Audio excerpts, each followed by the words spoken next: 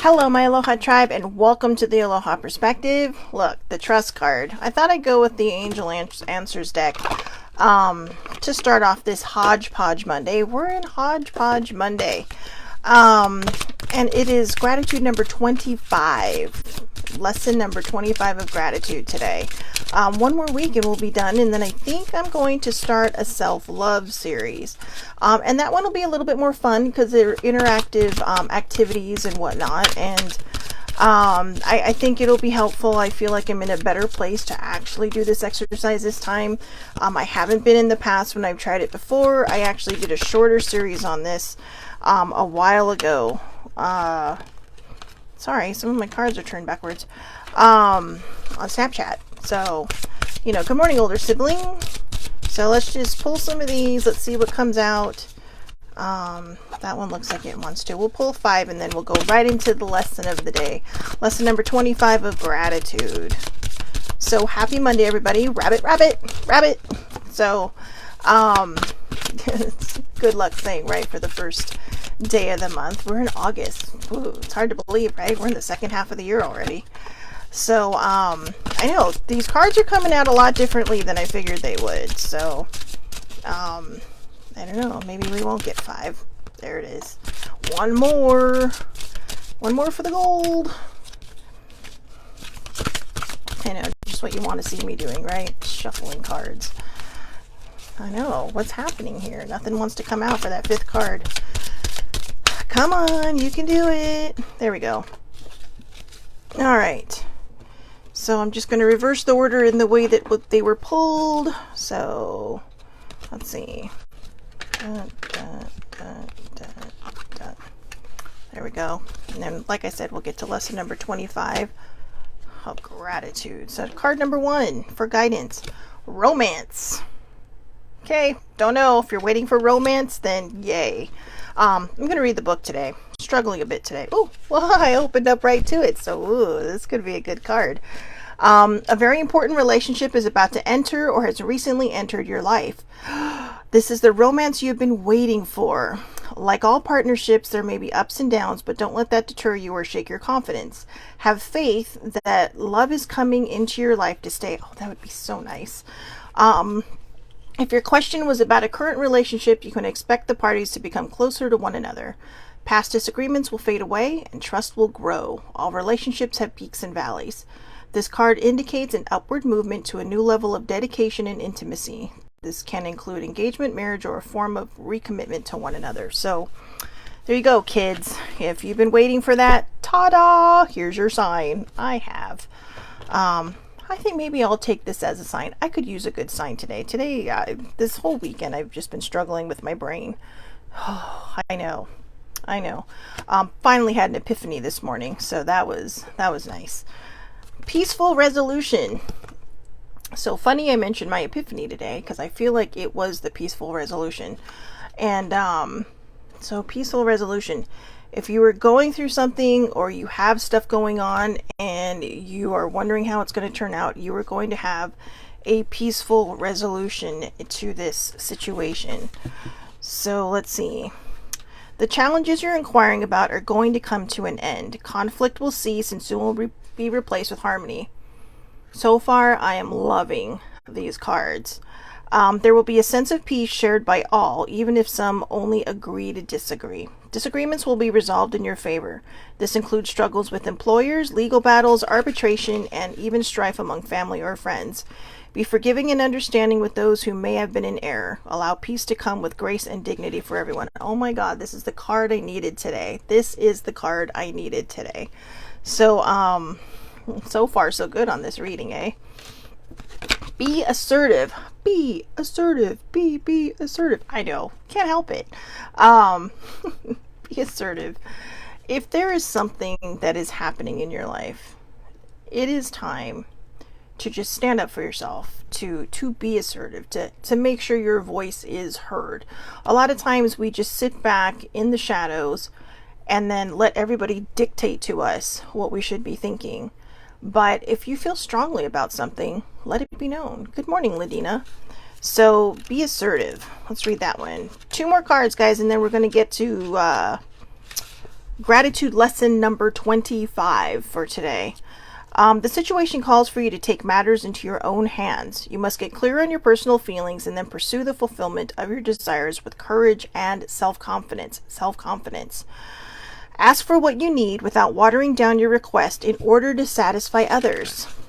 Remember that seeing to your own needs is nothing to apologize for. Set boundaries with those around you in order to create a safe and fair environment. Tailor your actions so that you earn the respect from others you deserve, and then move forward. This is another good card for me because there's a lot of things that I've been going through, as I mentioned, with just trying to deal with the mental health stuff and spiraling. And then the epiphany I had that kind of felt like it just put me right back into a good place of balance and made me kind of understand a little bit more. Maybe we'll talk about that on Self-Care Wednesday if I remember. But a lot of it was just fear-based. And I think with the be assertive, it's not just being assertive with people around you. It's being assertive with your higher powers.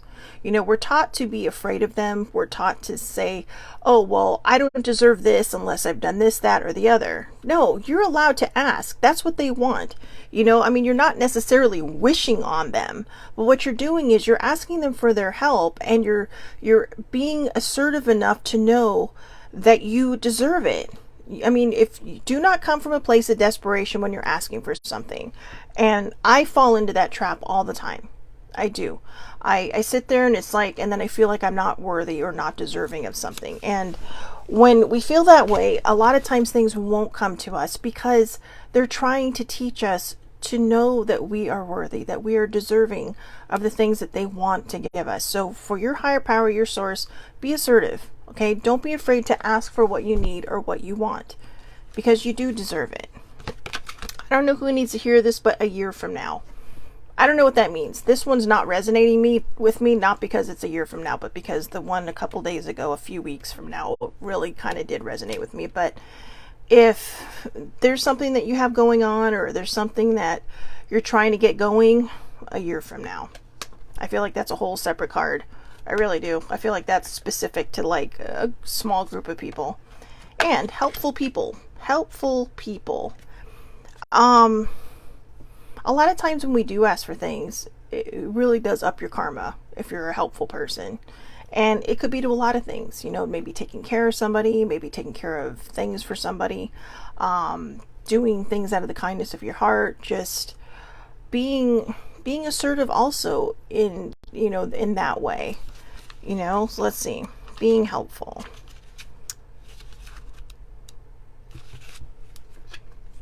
Oh, helpful people. Sorry. I'm like, why am I not finding this?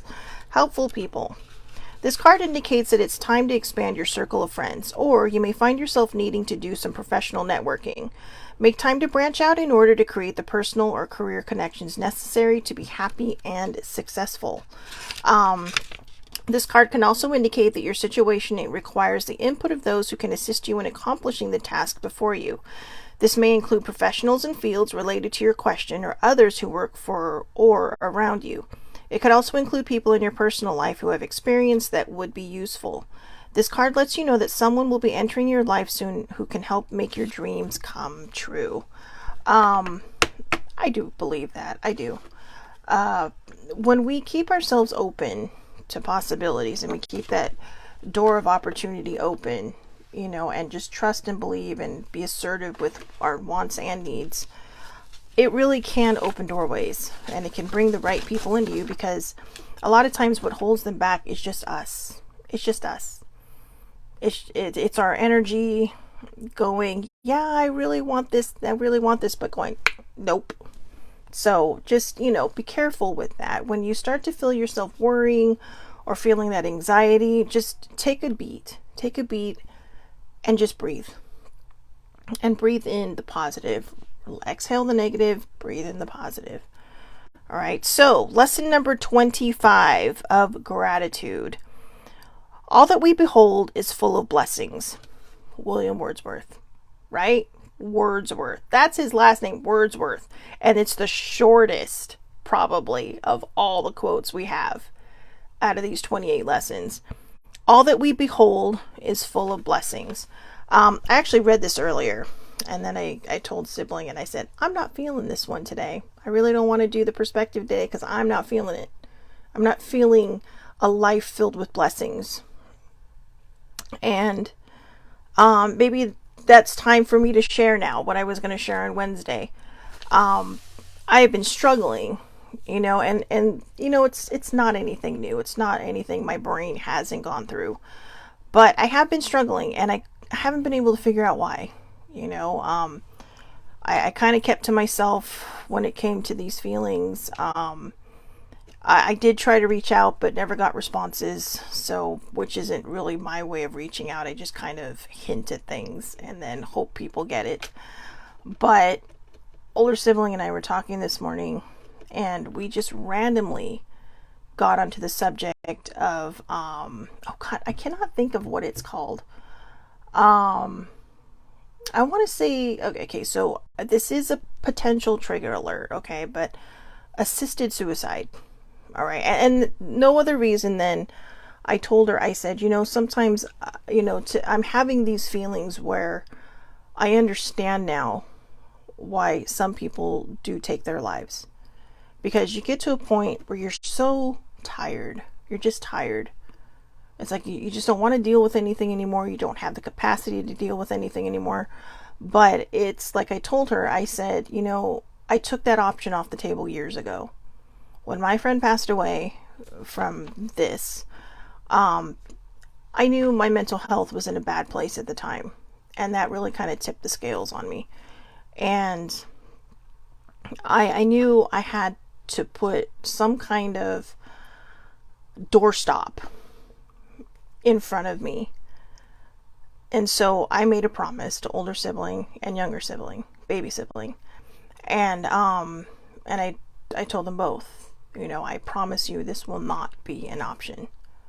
That this will not be an option. I've come close to thinking it. I've felt this in my heart. But I know that's not what's meant for me. I know that there's so much more that I have left to give. But we started talking about assisted suicide only because I was like, but I said, I would be in this place like if, I was dying of cancer, or if I did have some terminal disease, that I would choose the way I want to go, not just die in pain and all this stuff. And then I thought, God, you know what, that would really scare me. And then all of a sudden I had this aha moment. And it was so random how we got to this subject, because I don't even know where the subject came from. It just came out of nowhere and just kind of plopped its little ugly face right in front of mine. And it was all because of this. All that we behold is full of blessings. I know that that's where it started. And it kind of progressed from there to the feeling of I understand why some people do this, and I'm not justifying it, okay?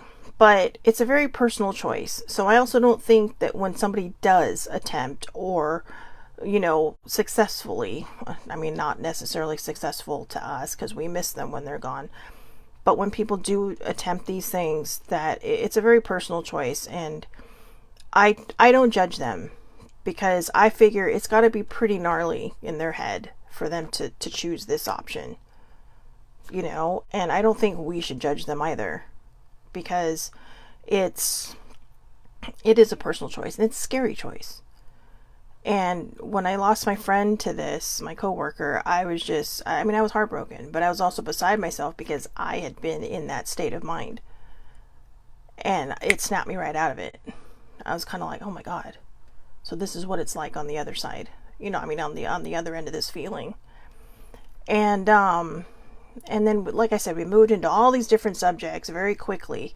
And then I had this aha moment because I was like, I don't know if I'm supposed to be like, battling my brain, if I'm supposed to be battling some unseen force I can't see, just all these things were coming out of my head. And then all of a sudden I realized it was me. I'd been self-sabotaging this whole weekend. This whole time, worrying, letting the anxiety build and turn it into a potential spiral. And that's where I was so exhausted. I was trying not to spiral again. You know, I've gotten to this place where, and I told her, I said, I don't get it. It's like, I get to this place where I'm so motivated, I'm ready to do things. I'm like, yeah, let's do this. I'm just all fired up. And then all of a sudden, it's like, I'm just spiraling again. And I'm just swirling down to this vortex of worry and anxiety.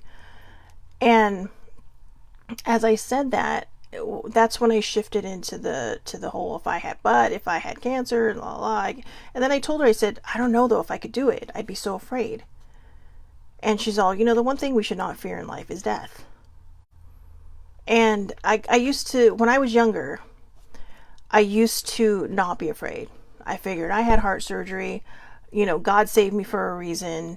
And, you know, but then as I told her, as I hit my 30s and then my 40s, I was kind of like, I started to second guess whether or not God was ready to revoke my life card because I hadn't done anything with my life. And yet now, as I speak to you, I think about a conversation that sibling and I had yesterday. And I told her, I said, you know, I always look at where I'm at. And I think, gosh, you know, I could be in such a better place. You know, if I would just, you know, I don't know. But I told her, I said, I never look back to see how far I've come. All the mountains I've climbed, all the hills that I've climbed. And I told her today, I said, I have so much left to share because I've been at the bottom of the well and I've been to where I kept digging and digging and digging until, you know, you're pretty sure you're going to reach the center of the earth because you can't stop digging. And then found my way out, and then found my way back, then found my way out, then found my way back. But I've been in such a place where it was so dark that, you know, you adapt to see in the dark, right? All those little animals that you see whose eyes are just totally dilated because, you know, and sunlight would probably kill them or blind them, one or the other. When I was in 5th grade, not a spelunking fan. Okay, I got severe claustrophobic issues. Well, not severe anymore, but dark caves are not my idea of fun. And in 5th grade camp, we had to do this, but we did find a lizard. And I felt bad for it because they put a flashlight. We had a flashlight, but this little thing just kind of came out, and you know, so the camp counselor just explained why their eyes were like this. And so my epiphany was that my mental block was because I wasn't seeing all my blessings. Instead, I was worried that if I finally got to this point, this finish line, that it would be the true finish line of me, that I would just die. And I know that's morbid, and I know that's kind of dramatic, but that's where my brain goes. And so I've been self-sabotaging. I haven't seen the blessings around me. I haven't, you know, I tell everybody all the time, be grateful for everything around you. You know, your roof, your lights, your electricity, your water, your heat, all these things. The pillows on your bed, the food to feed your fur babies, you know, the food to feed yourself. Just all these things, the gas in your car, the car you have. And I forgot that. And I think part of it was because, excuse me, again, I was self-sabotaging. I was so afraid that if I accomplished one more thing, that would be the end. But then I flipped the narrative really quickly and said, you know what? Even if it were, I leave behind a legacy. Maybe it's not a big legacy like famous people leave behind or activists or politicians, but I leave a legacy behind no matter when it is my time. And my legacy is I've made it this far.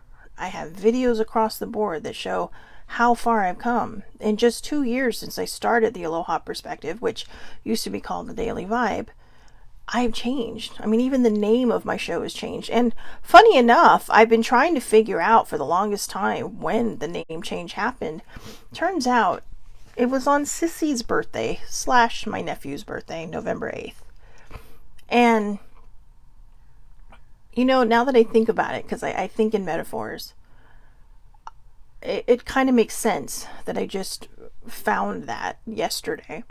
because I think it was trying to push me into understanding. I mean, Sissy Joe and my nephew Victor share a birthday, and I was rooting against him having her birthday, because I was just like, oh God, she's gonna be endless about how, oh well, he's born on my birthday, and it was just one of those things. I don't know why it was happening. I don't know where my thought process was on that. But now when I look at it, I think about life and death.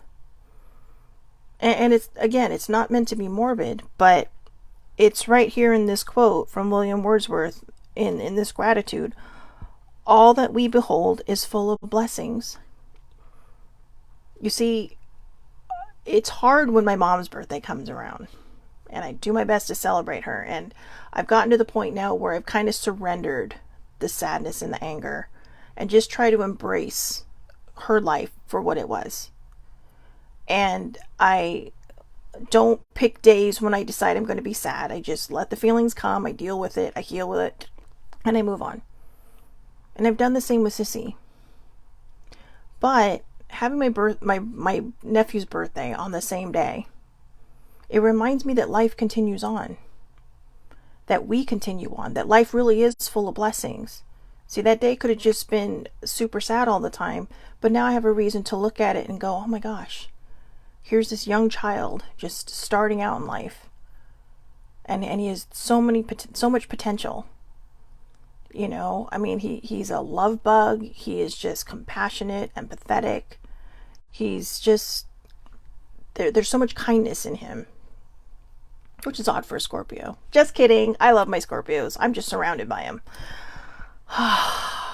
My Scorpios, the amount that I have is like the plague. Okay, they're just everywhere in my life. But no, just all kidding aside, he is just this incredible soul, and he's so young. And I look forward to seeing, actually, I look forward to seeing both of my nephews and how they're growing. One is so inquisitive and curious about everything, and just they're both so smart. But the other one's so driven and like, I want to do this, I want to do that, I want to go to school here. He was 10 and he's planning where he wants to go to college already.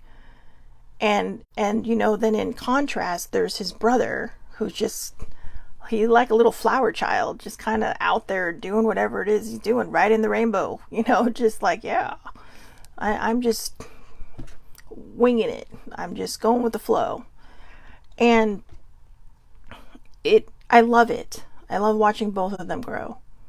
I love watching baby sibling grow, their mom, because she's grown in the last couple of years. I mean, she was always very mature, but you know, they had the shift when her husband passed away, and very unexpectedly. So, you know, the whole family had to shift, and she's done a very good job shifting them. And she's done a very good job, you know, in, you know, allowing them to feel what they're feeling as they're feeling it, which gives them the opportunity to heal it as they feel it and to grow through it. To, you know, I don't know how to put it. I can't really articulate it at this moment. But these are the things that reminded me how life is important. How, you know, all that we behold is full of blessings. It really is. I mean, when I read this quote, I thought, geez, William Wordsworth, could this be the shortest quote ever? It's like, aren't you a poet and a writer? It's like, and yet, so far, this may be the most profound quote that I've seen in all of our gratitude lessons, because it is a reminder that all we behold is full of blessings. Whether the people we love are here or not, they left us with blessings. You know, now when I think about how, you know, Sissy and I would argue about Victor being born on her birthday, and her just kind of like going, he's born on my birthday. I know. It makes me giggle now. It makes me laugh. Because, like, all I can think of is, well, she got her way again. Seriously, kid, you had to be born on this day. But then I think of him, and it makes me smile. I think of my older nephew, and it makes me smile. You know, I mean, I have a lot of nephews, but these two keep in touch with me. These two, you know, are just very consistent in my life. And it doesn't mean I love any of the other ones less. I love them all. But I'm just more involved in their lives because their mom keeps me involved as well. So, and it's not a knock on anybody. Everybody's different. Just baby sibling and I just happen to be very close. But I see the blessings now. And although when I first read this quote this morning before my epiphany, I thought it was bullshit. I couldn't see the blessings. And then, like I said, I was telling older sibling, I said the perspective will be short today because I got things to do and I'm just not feeling today's. And I said, it's all about, life and its blessings. That's how I said it, life and its blessings. And she's all, now. She kind of put me back in place. And like I said, that's where our whole conversation started. And it just migrated right in. In fact, every so often, because baby sibling, she's like my magic 8-ball. I just kind of shake her and get answers, yes or no's. But I saw her reply come through that it was a yes, and I'm going to answer it here.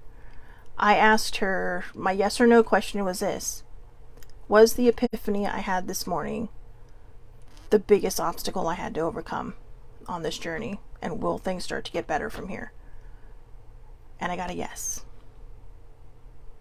And now I'm getting emotional because sometimes it's the smallest things that hold us back in our subconscious.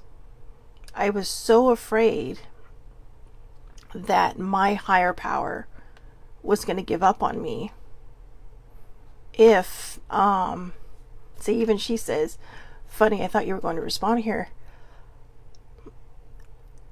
We have these limited beliefs that we're raised with, and it's not anybody's fault.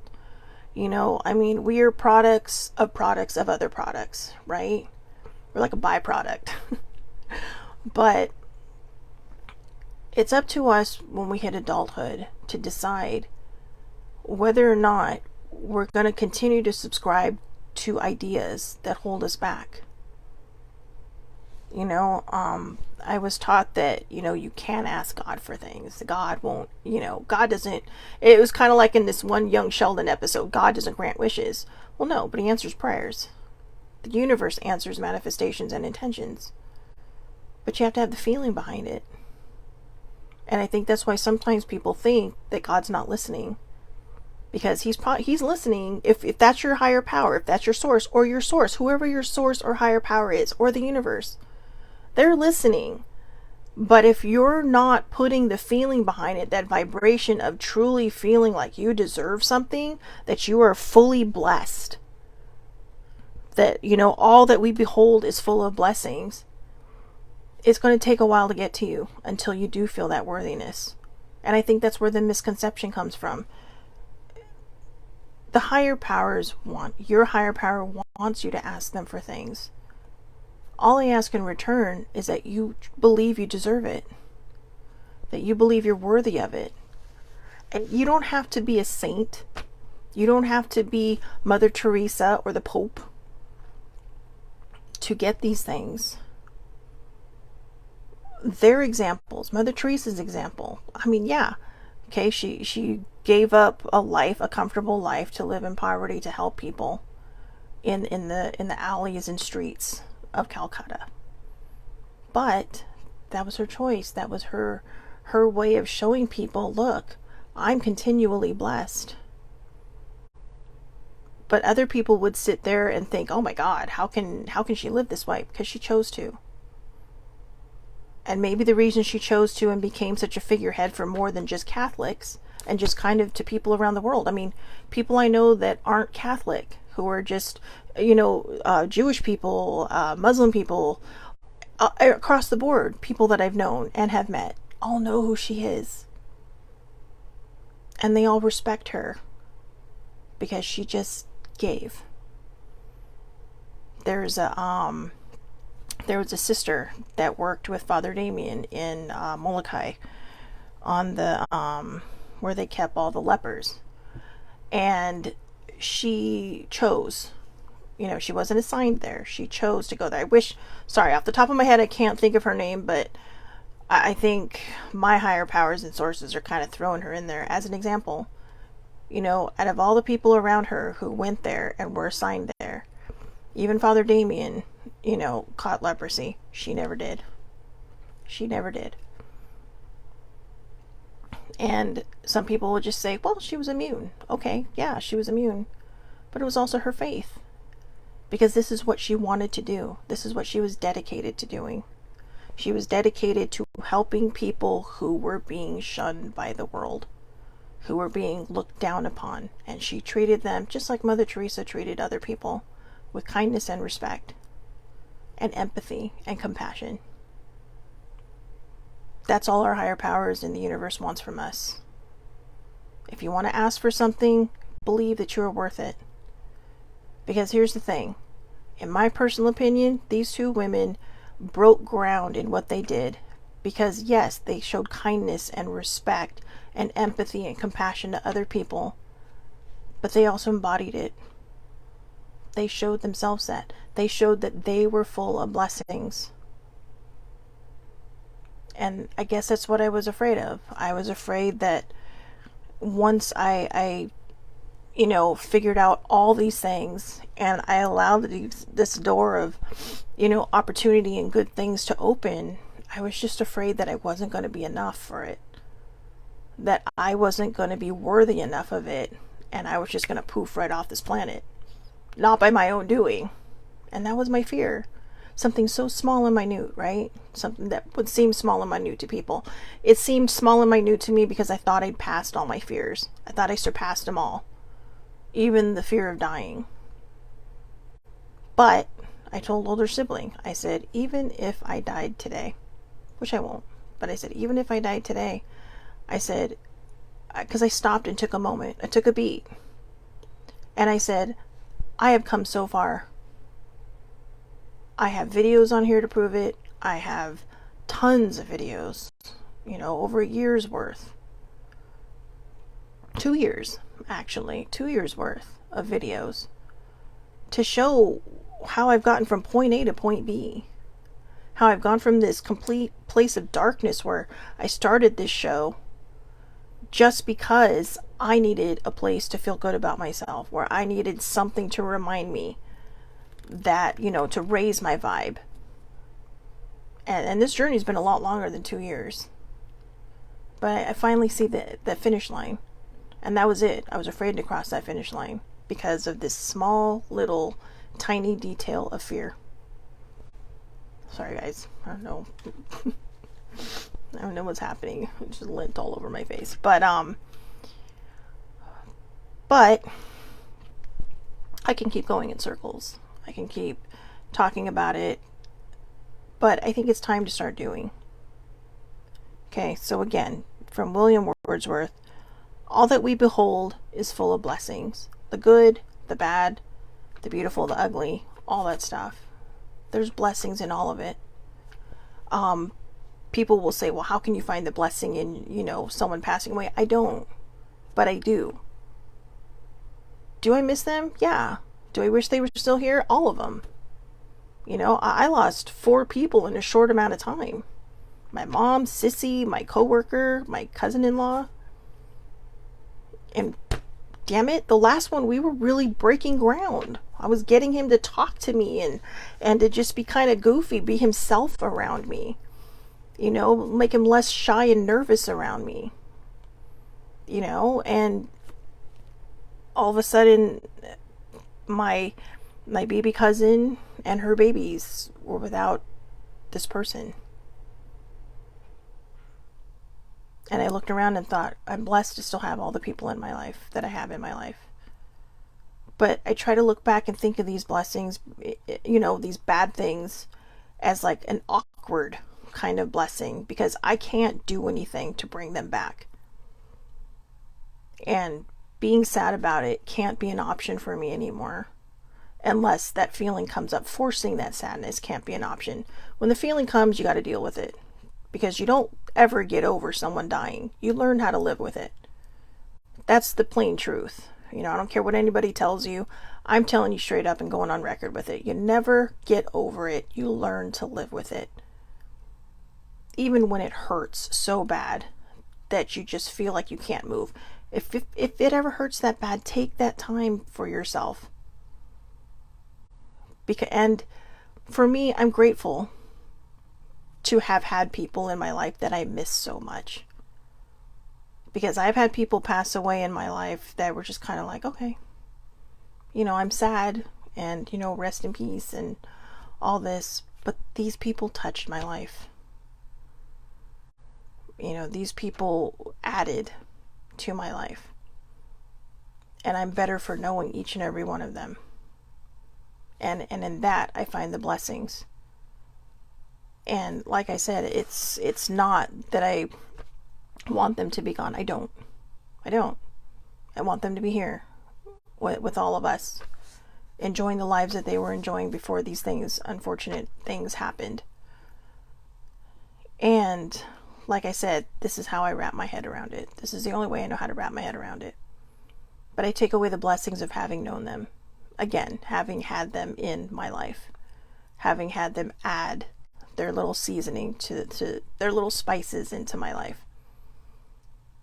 And I'm forever grateful for that. And I know that in their own ways, they all have my back, one way or the other. Maybe not all the time. I do have higher powers that I know have my back 24/7, and I'm grateful for them as well. I'm grateful to one particular spirit guide who literally has just come into my life in the last month and a half. I think my other one's on vacation somewhere. He's probably like, I need a break. But I know I'm going a little sideways for people, but think of it as like a guardian angel, right? But literally, I told older sibling, because I'm all like, I don't know if this is a thing or not. And I hadn't asked baby sibling, I hadn't shaken the Marie 8-ball yet to get my answer. But I got this sharp pain on the left side of my head, and I'm like, and the first thing I saw was somebody jumping up and down going, finally. And so I know there will be other obstacles, and I know I've talked about being at the end of my journey so many times, but I really feel like this was it. This was the true finish line of an 8-year journey that I've been on, trying to understand. You know, I've hit many short finish lines, and I guess the way I can look at it is passing mile markers on a marathon. And now I'm at that finish line. And I finally tossed myself over the line. And yeah, I might be flailing on the ground like right now, looking like a fish out of water, because it was hard. It was rough. I mean, literally just coming up with this has made me emotionally exhausted. And so when we look at these things, even if it feels like something so small, give it the attention it deserves. Because if I would have given this the attention it deserved, and I would have seen it with all the signs that I've gotten over the last probably 6 or 7 months, I probably would have gotten past this a lot faster. But I do believe everything happens when it's meant to happen. And this is when it's meant to happen. This quote, all that we behold is full of blessings, was meant to push me over that finish line, push me past it. And now I can look back and I can see all these hills and mountains I've climbed. I can see this huge long marathon I've run, with baby sibling and older siblings standing at the water stands, and various other people in my life who have helped kind of inject this positivity and push me forward when I didn't think I could, move any farther ahead. And now I'm ready. I have a lot to say. I have a lot to give. I have a lot to teach. And people are probably like, well, what do you have to teach? I posted something yesterday, and it was just one of these fun things that you do on Facebook, really kind of random stupid shit. And I talked about my emotional eating. And I wasn't going to make light of it, because, it's an eating disorder, not something to make light of. But somebody else replied on there and said, I'm glad I'm not the only one. And that's why I do this. Because there's always going to be that one person that's going to see the message, when other people don't see it or can't hear it or don't want to hear it at the time, that's going to say, I'm not alone. I spent far too many years in my life feeling alone in a lot of the things that I went through. Then I had to deal with the fact that other people had gone through the things I went through, and it was horrible. It was horrible. It's horrible to think that other people go through these things. You know it in the back of your head that they do. But when you meet them, even if it's just online, you're kind of like, fuck, seriously? And you have this sadness for them, but you also have this elation that you are not alone. And that's the point. This is why I do what I do. To show people they're not alone. So, it's a bit of a heavy Monday, I know. But thank you, baby sibling, for your answer. I appreciate that.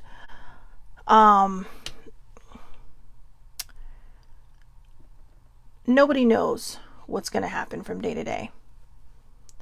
So, the best advice that I can give is to just do your best to live each day to the fullest.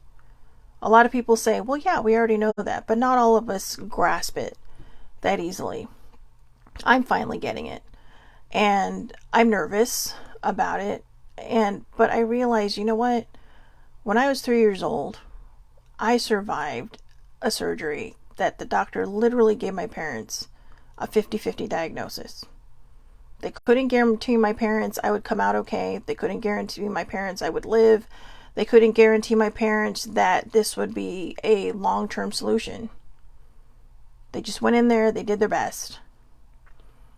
And, you know, when I had my surgery, we didn't have the technology we have now.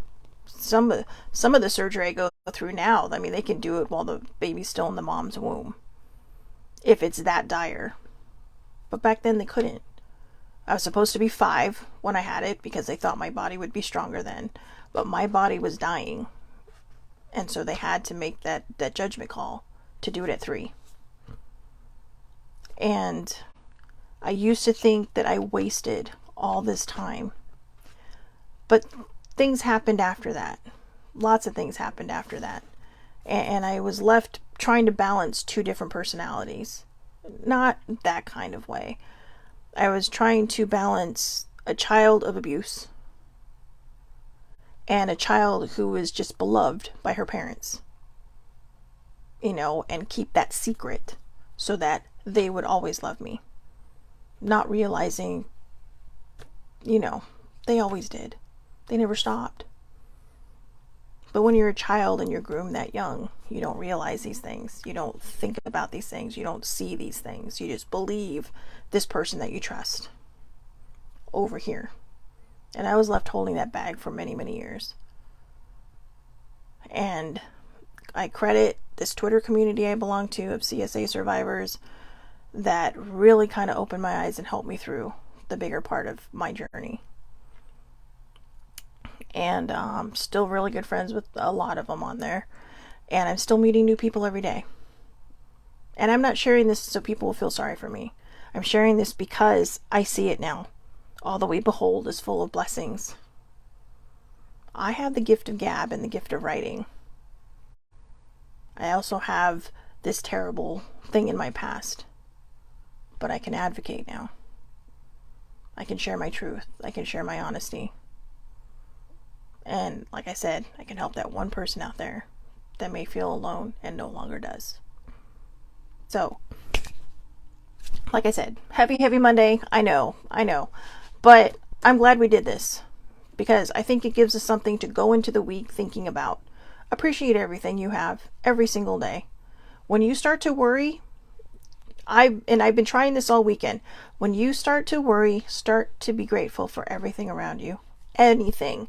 Whether it's your pillow, your blanket, your clothes, your underwear, your bra, your glasses, your contacts, your lipstick. You know, if you wear that. Or if you're a guy, your I don't know, your mustache brush. I mean, I'm trying to think of random small things that people normally take for granted. You know, and be grateful for it. Be grateful for the blades of grass outside that feel wonderful under your feet. Maybe if it's raining where you're at, feel grateful for that. Feel grateful for the home that you have, the shelter that you have, everything that you have. Even if you don't have a lot in your bank account, be grateful for that. Because these are blessings. These are blessings. And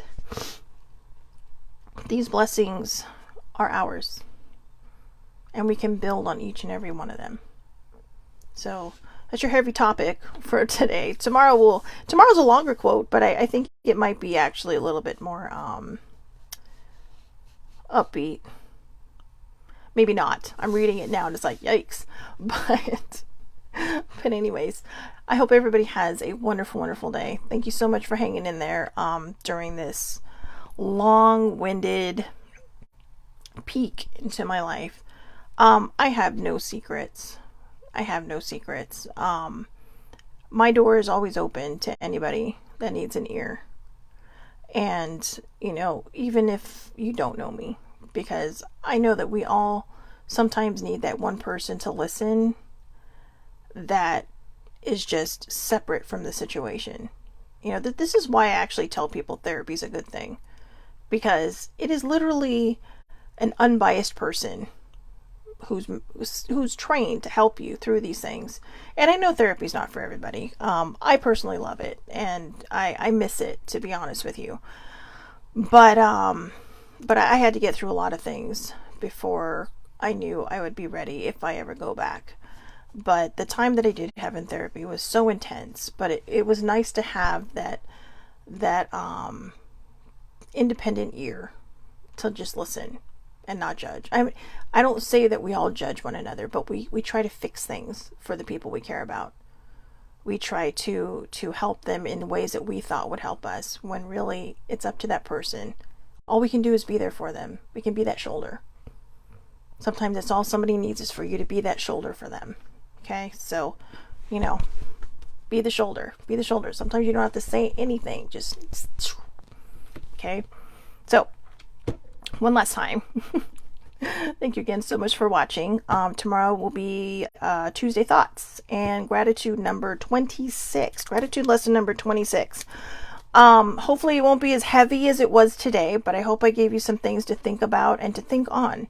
It is Hodgepodge Monday, so we're kind of all over the page here, but it is important for us to remember that all we behold is full of blessings. So William Wordsworth, you did good, my friend. You did good. So I hope everybody has a wonderful, wonderful day. I'll see you tomorrow, 8:30 a.m. Pacific Daylight Time, Facebook Live under Shelly Marie Lucas. It is public. Anybody can watch, or I upload these right after to YouTube under the Aloha Perspective with Shelly Marie Lucas. And then if you follow me on Twitter, you will eventually see them there as well. All right. Have a wonderful, wonderful day, everybody. Thank you so much for hanging in there. Thank you again, baby sibling, for the answer. And I will talk to everybody tomorrow. Have a great day.